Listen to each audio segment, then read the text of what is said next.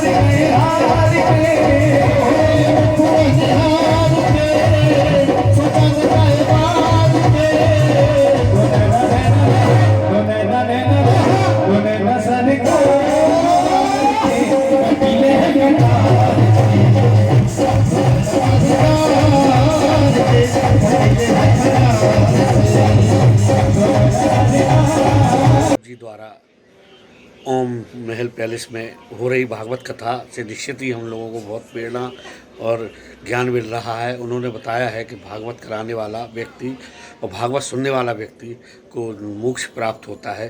तो मैं आज यहाँ आकर भगवान की भक्ति में भाव विभोर हो गया और मैंने जो प्रस्तुति देखी तो ऐसा लग रहा था जैसे कि हम वृंदावन पहुँच गए हों।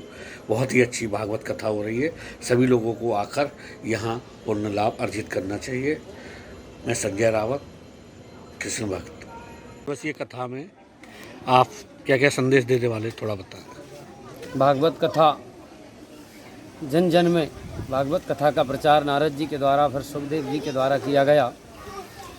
जन जन में भागवत का प्रसार इसलिए किया गया कि ये कलयुग है। लोग कहते हैं कलयुग है और मैं कहता हूँ ये कथा योग है। वाह, क्या बात। आप देखिए कितनी कथाएं संसार में हो रही हैं अभी। नहीं, पहले के समय में केवल सत्यनारायण की कथा को ही लोग जानते थे।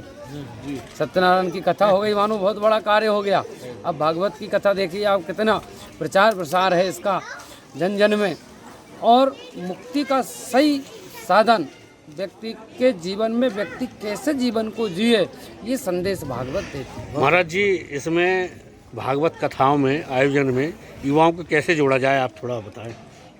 भागवत कथा में युवाओं को तो आगे होके आना चाहिए और युवाओं का सबसे ज़्यादा रुझाव जो है वो भगवान कृष्ण के प्रति ही है। और जो कृष्ण की कथा है तो कृष्ण की कथा में उनको बिल्कुल आगे होकर के भाग लेना चाहिए और इस अपना जीवन धन्य बनाना चाहिए।